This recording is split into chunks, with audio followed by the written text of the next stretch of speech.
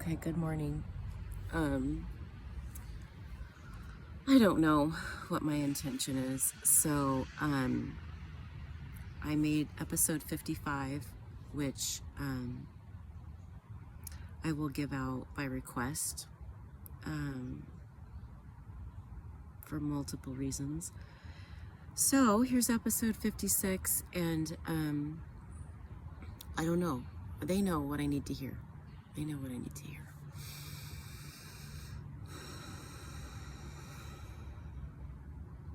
Dear Rosalind Jocelyn, continue with your tutelage. Dear Kelly,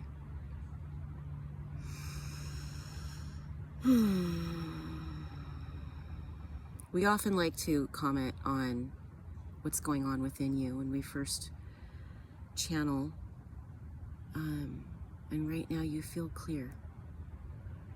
It doesn't look clear on the outside for you because you're still inside that fasting.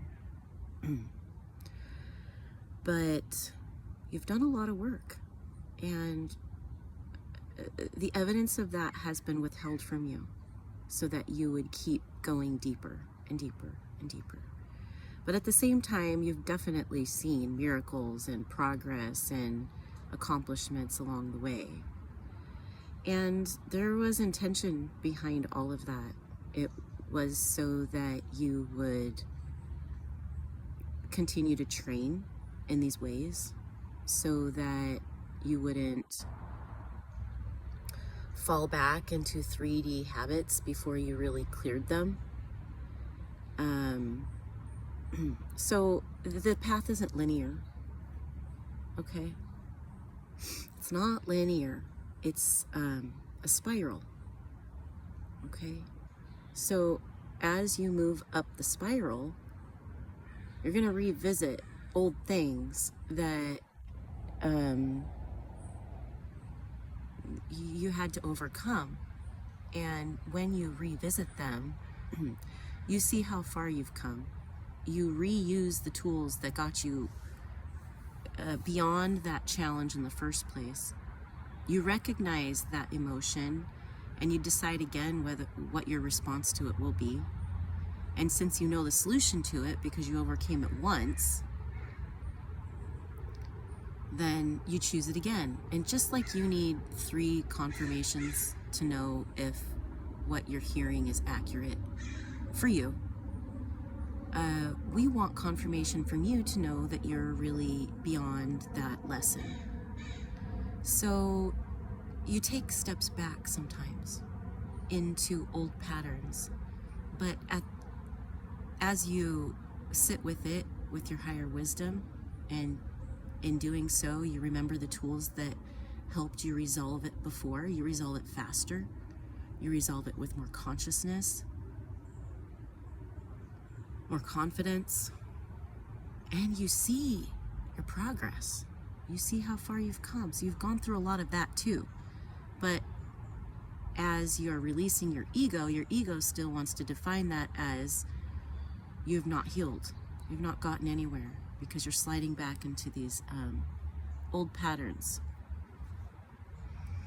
But you have to heal and you have to learn. Okay, learning happens by trial. Sometimes you just stumble upon the mistakes that don't work until you find answers that do work. Sometimes you learn by example, watching someone do something that works and you try it. Sometimes you learn by insight.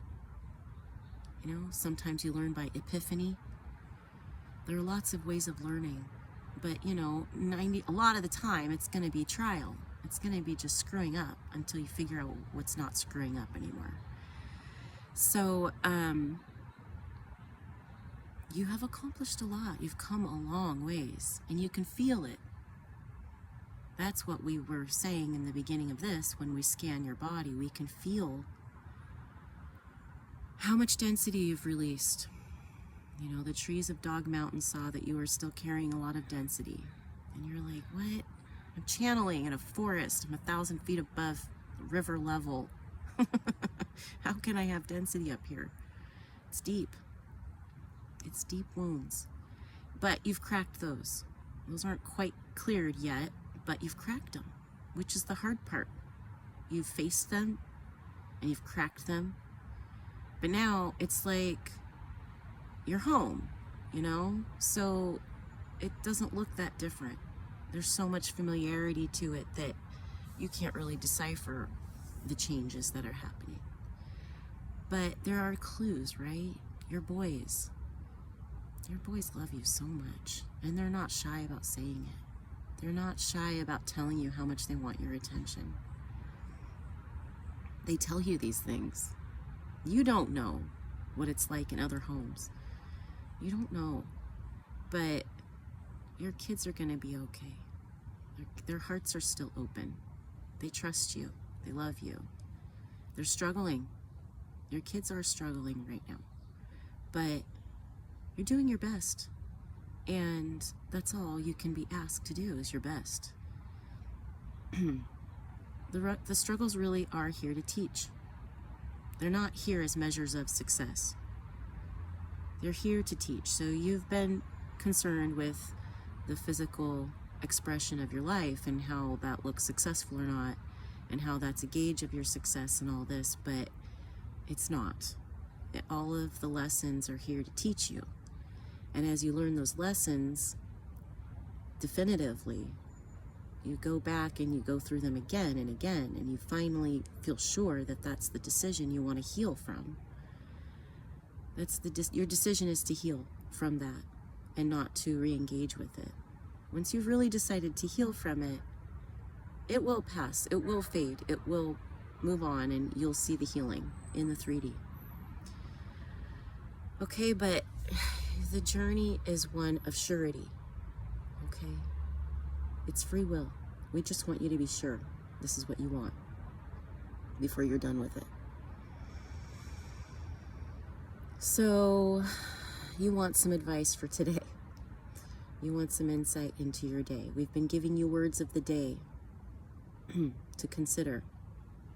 But you know, when you channel with the intention of putting it on YouTube, you're channeling for a collective. And it's stronger, isn't it? It's stronger. Our voice comes in stronger to you when you do that. You pay more attention. You care more about what you say, about the message that you bring across.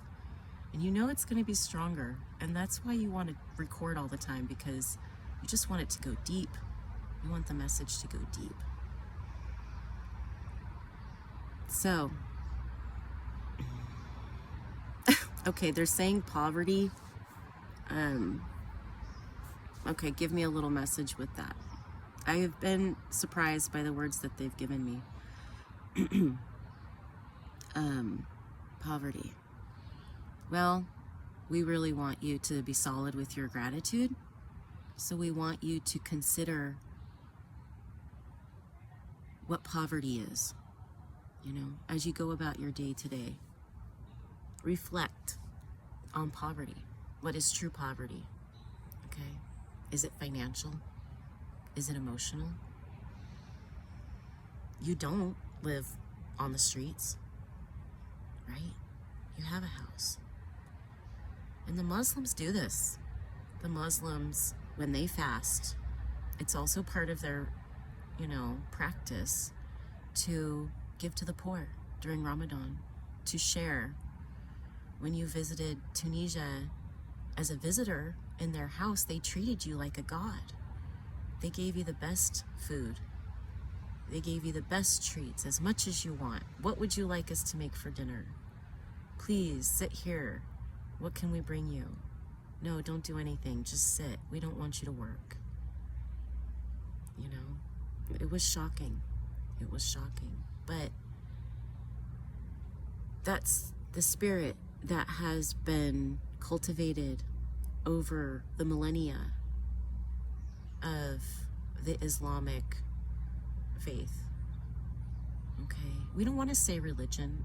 We don't want to use that word, because this is a lifestyle practice, actually. And there are very many benefits. Very many.